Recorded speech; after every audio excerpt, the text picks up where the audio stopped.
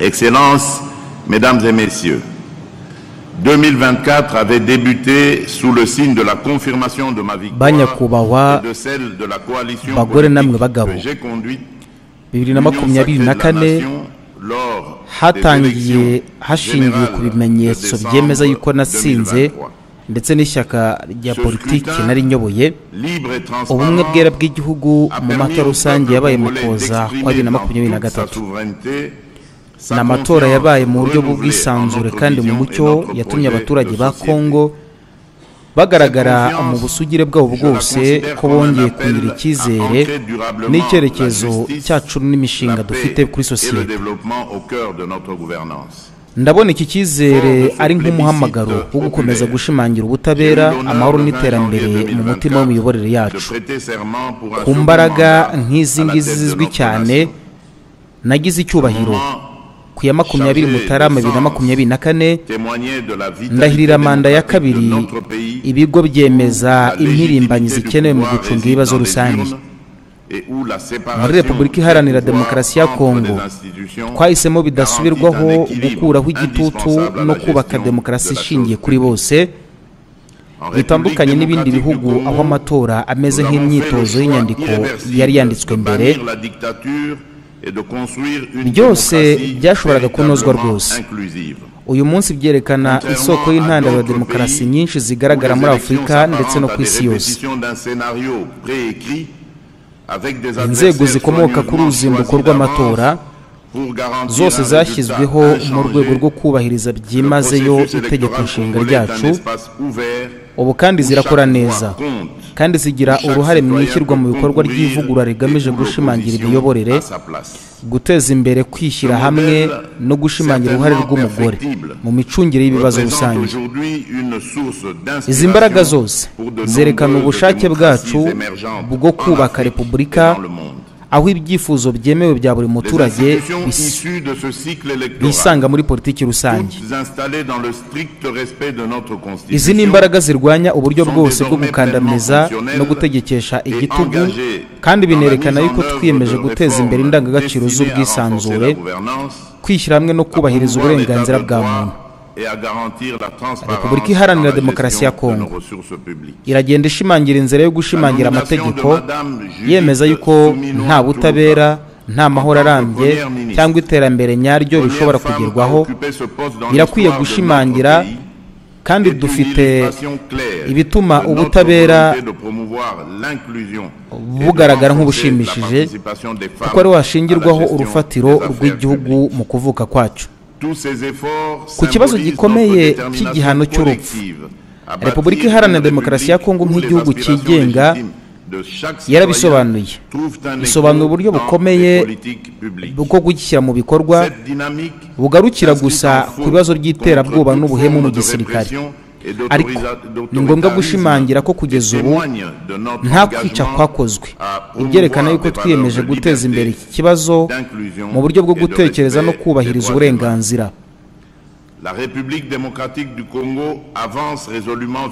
ubutabera bwa Kongo bugomba kwerekana ubusugire bwacu, icyubahiro cyacu n'icyerekezo cyacu. igihugu cyacu kirakomeye ndetse kandi gikomeye aho kudahana bitazongera kugira umwanya. binyuze mu butabera tuzashimangira ubutware bwa leta kandi turabyizeye. leta ya bene wacu na bagenzi bacu, bwana abadiplomate banyakubahwa, bagore namwe bagabo, mu ntangiriro z'uyu mwaka ubwo twe twongeye kuvugurura ibyifuzo by'amahoro n'amajyambere ku bihugu byacu, ngomba kubabwira ibibazo bikomeye byugarije Repubulika Iharanira Demokarasi ya Kongo. mbere na mbere umutekano w'abaturage. mu mwaka ushize muri iki gihe twari twizeye yuko tuzagarukana amahoro ku banyagihugu bacu bo mu ntara y'Iburasirazuba bageragejwe n'intambara z'imyaka 40. muri uyu mwuka igihugu cyanjye cyari cyiyemeje byimazeyo kugishyira mu bikorwa, hanakorwa igishushanyo mbonera cya Kongo n'u Rwanda kigamije gukemura ikibazo cy'umutekano no gukumira akajagari mu karere. Monsieur le doyen du corps diplomatique, Excellences, Mesdames et Messieurs, en ce début d'année, alors que nous renouvelons nos vœux de paix et de prospérité pour nos nations respectives, je me dois de vous entretenir des défis cruciaux auxquels la République démocratique du Congo fait face, au premier rang desquels se trouve la sécurité de nos populations. L'an dernier, à la même période, nous nourrissions l'espoir d'un retour à la paix pour nos compatriotes des provinces de l'Est, éprouvés par des décennies de conflits armés. nubwo dufite kwizera gukomeye n'ubushake bwacu butajegajega bwo gushyigikira inzira ya diplomasi, umutekano w'uburasirazuba wifashe nabi cyane. Imitwe yitwaje intwaro harimo M23 ishyigikiwe mu buryo butaziguye n'u Rwanda, ikomeje gukwirakwiza iterabwoba mu ntara Kivu y'Amajyaruguru, Kivu y'Amajyepfo na Ituri, ibituma abantu barirwa muri za miliyoni bahunga ingo zabo mu kuboza kwa 2024 bemeza ibyo twamaganye imyaka myinshi. Bashyiraho hamwe n'ibimenyetso bifatika kuba hari abasirikare ibihumbi b'Abanyarwanda ku butaka bwacu, inkunga yabo ya politiki, ibikoresho ndetse n'abasirikare ku M23 ndetse n'uruhare bagize mu gukoresha mu buryo butemewe n'amategeko umutungo kamere wacu. Ni ibikoresho, ibi bikorwa bigize ihohoterwa rikabije ry'ubusugire bwacu, bifite ingaruka mbi z'ubutabazi. Mu 2024 abasivile barenga 650 baguye mu bitero byagabye n'imitwe yitwaje intwaro ariko ishyigikiwe n'u Rwanda. Il établit, preuve à l'appui, la présence de milliers de soldats rwandais sur notre territoire, leur soutien abandi bihumbi n'ibihumbi barakomeretse, abandi baburirwa irengero. Ikibazo cy'abimuye mu gihugu cyarushijeho kwiyongera, aho abantu barenga miliyoni 6 birukanwe mu ngo zabo kandi babayeho nabi mu nkambi zuzuye abantu, haba mu buyobozi no mu muco gakondo. Bashyizweho mu buryo butemewe, gushyiraho ubutegetsi bwo gukandamiza bukoresha abaturage baho kandi bubangamira cyane ubutegetsi bwa leta. Ibi bikorwa bitemewe birenze kugerageza kwemeza amategeko. Ni zimwe mu ngamba nkana zigamije guca intege igihugu cyacu mu gihe hashyirwaho uburyo bubi bwo kweza amoko amwe n'ingaruka mbi z'abantu n'imibereho. Dans des conditions précaires dans des camps surpeuplés. Dans les zones sous contrôle du M23, des administrations parallèles, à la fois administratives et coutumières, ont été instaurées de manière illégitime. Mu biganiro na Perezida wa Angola João Lourenço yasabye yuko hashyirwa agenge k'imirwano mu masezerano ya Rwanda hari mu kwezi kwa munani. Repubulika Iharanira Demokarasi ya Kongo yari yarabyemeje nta buryarya, yizeye yuko bizaranga intangiriro y'amahoro arambye. Ariko twicuje cyane aya masezerano yagiye arenga ku Rwanda inshuro nyinshi binyuze mu mutwe w'iterabwoba wa M23 ukomeje kwibasira ubusugire bw'igihugu cyacu nta kudahana. Muri urwo rwego, iseswa ry'inama y'ibihugu bitatu y'inzira ya Rwanda yari iteganijwe ku 15 Ukuboza 2024. Yari igamije gusuzuma, ariko yanatanzwe n'abaturanyi bacu ku bikorwa by'amahoro. Gusa ibiganiro bitaziguye n'umutwe w'iterabwoba ni nko kwemeza ibikorwa binyuranyije n'amategeko n'amahame remezo. Cet accord a été maintes fois violé par le Rwanda qui, par le biais du groupe terroriste M23, continue impunément d'attenter à notre souveraineté nationale. Dans le même ordre d'idées, l'annulation du sommet habayeho yuko hasabwa ibiganiro n'umutwe wa M23. Abanyakubahwa abagore namwe bagabo, twibutse yuko bamwe mu bafatanyabikorwa bacu bamaganye u Rwanda kubera uruhare rwagize mu guhungabanya umutekano mu burasirazuba bw'igihugu cyacu. Iyi myanya nubwo ari ngombwa iracyakomeza kuba idahagije kubera uburemere bw'ibikorwa by'umuryango w'abibumbye kandi ntibisiga gushidikanya.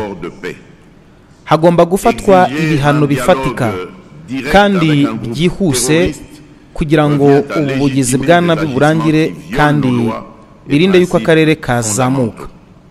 Ariko iyi mihigo ntabwo ihagije. Dutegereje byinshi mu miryango mpuzamahanga kuruta ijambo ry'ubufatanye. Icyo Repubulika Iharanira Demokarasi ya Kongo ikeneye mu biyita inshuti ze, ibyo ni ibikorwa bifatika, inkunga ifatika ndetse n'ubushake buhamye bwo gusubiza umutekano, ubukungu n'ibibazo by'ubutabazi duhura nabyo. Les preuves accablantes présentées dans le rapport des experts des Nations Unies ne laissent aucune place au doute. Des sanctions concrètes et immédiates doivent être adoptées. Repubulika Iharanira Demokarasi ya Kongo ntabwo isaba ubufasha, irasaba ubufatanye buboneye kandi buringaniye bushingiye ku kubahiriza ubusugire bwabwo, ubusugire bw'ubutaka n'uburenganzira bw'ibanze. Iyi nkunga ntabwo ari ubutoni, ni inshingano rusange mu kubungabunga amahoro n'umutekano mpuzamahanga. Amahanga agomba noneho guhindura amagambo yayo mu bikorwa bifatika kandi bidahwitse. Ibihano bigomba kwibasira u Rwanda. Aba bayobozi ba gisirikare na politiki bagize uruhare muri iri hohoterwa, kimwe n'umuyoboro wabo w'imari, ni ngombwa.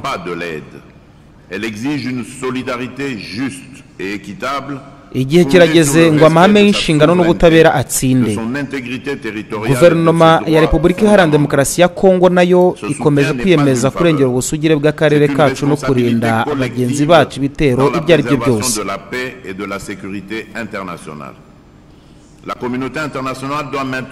Turakomeza gushimangira ubushobozi bw'ibikorwa by'ingabo zacu no kurandura imitwe yose yitwaje intwaro ishinzwe ihohoterwa. Icyakora icyemezo cyacu cyo kuzana amahoro mu burasirazuba bw'igihugu cyacu ntabwo kigarukira gusa ku ngamba za gisirikare cyangwa ibikorwa byo kwambura intwaro. Kwizera tudashidikanya ko kurwanya amakimbirane y'abitwaje intwaro bisaba ingamba zihamye z'iterambere, ubutabera n'imibereho myiza. Nubwo hari inzitizi, haracyari amahirwe dukomeza gukurikirana twiyemeje mu buryo butaryarya ariko butanga inyungu.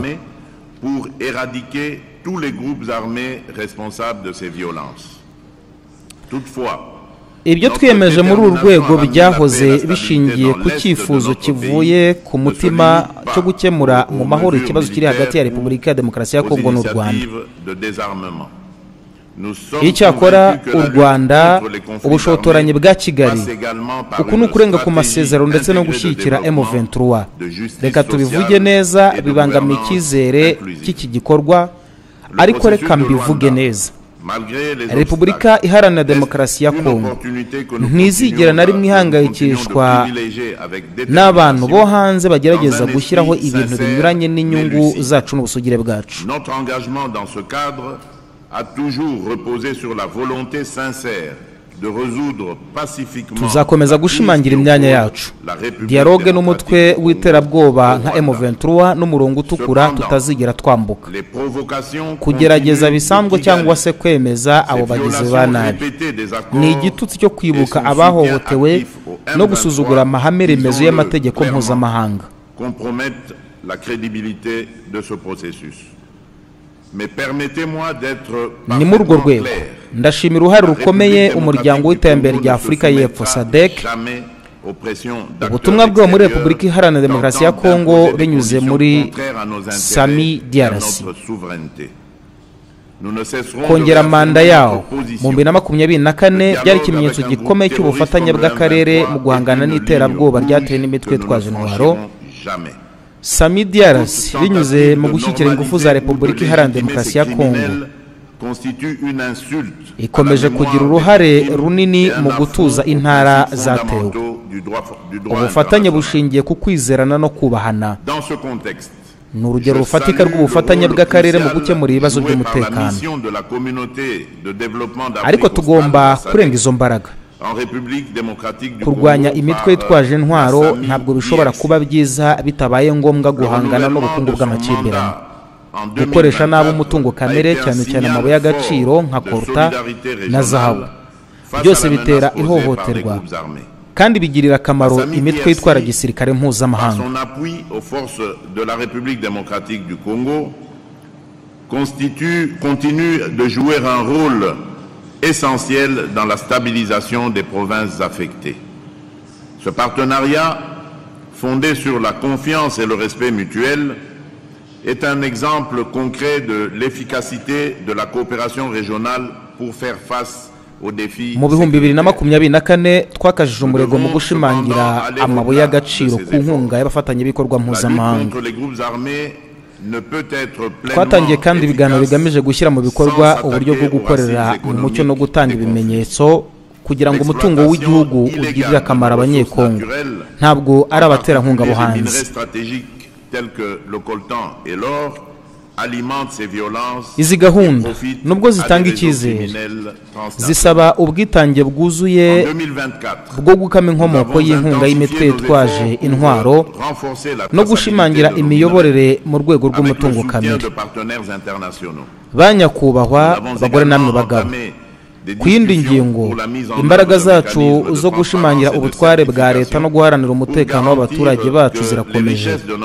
Twiyemeje kutajegajega. Ni muri urwo rwego ishyirwa mu bikorwa rya gahunda ya MONUSCO gahoro gahoro byerekana intambwe y'ingenzi.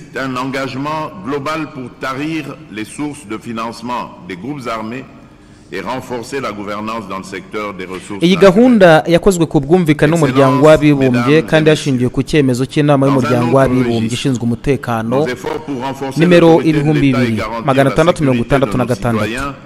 Ni igisubizo ku cyifuzo cy'abaturage bacu cyo kubona yuko igihugu cya Kongo cyuzuye inshingano zacyo mu bibazo by'umutekano n'imiyoborere. Yategetse mu ntara ya Kivu y'Epfo hashyirwaho uburyo bwo kwirinda icyuho cyose cy'umutekano. Uku kuvaho gahoro gahoro guherekezwa no gushimangira cyane ubushobozi bw'ingabo zacu n'inzego zishinzwe umutekano zagaragaje ubushake bwo kurinda imbibi zacu n'abaturage bacu. De voir l'État congolais assumer pleinement ses responsabilités en matière de sécurité. Icyakora ndashaka gushimangira ko iki gikorwa gishobora kugerwaho ari uko umuryango mpuzamahanga ukomeje gukangurwa kugira ngo ushyigikire ingamba zo guhosha umutekano no gukemura intandaro y'amakimbirane yangiza ibice by'igihugu cyacu. Ce retrait progressif est accompagné d'un renforcement significatif des capacités de nos forces armées et de nos forces de sécurité. Twashimangiye ibikorwa bya gahunda y'igihugu yo kwambura intwaro, gusezera abaturage, kugarura abaturage no guhungabanya umutekano.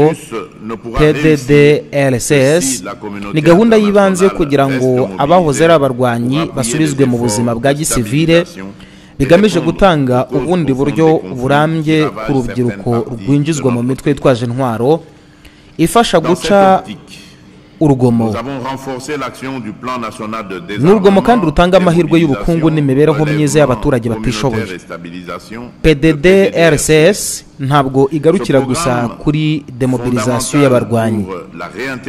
Ni igice cy'icyerekezo cyagutse cyo gutuza uduce twibasiwe n'amakimbirane binyuze mu bikorwa byo kugarura abaturage dukora kugira ngo tugarure ubuyobozi bwa leta. Ibikorwa remezo kandi bigaha abaturage baho serivisi z'ingenzi bambuwe imyaka. Ubu buryo nubwo bugoye ni ngombwa gushyiraho urufatiro rw'amahoro arambye no kugarura icyizere hagati y'igihugu hamwe n'abenegihugu. Bwana Duwaye w'ishami ry'abadiplomate, nyakubahwa abagore namwe bagabo, Repubulika Iharanira Demokarasi ya Kongo hamwe n'amateka akomeye, ubusugire bwayo n'uruhare runini muri Afurika akomeje kwizirika ku mpande zombi bishingiye ku buringanire, kubana no gufatanya. Est essentiel pour poser les bases d'une paix durable et pour rétablir la confiance entre l'État et ses citoyens. Monsieur le doyen du corps diplomatique, Excellences, Mesdames et Messieurs, la République démocratique du Congo, forte de son histoire, de sa souveraineté et de son rôle central en Afrique, demeure profondément attachée au multilatéralisme. Nous savons que les grands défis de notre époque, qu'il s'agisse de la paix, de la sécurité ou de la justice mondiale, ne peuvent être surmontés qu'à travers une coopération internationale fondée sur l'équité, le respect mutuel et la solidarité.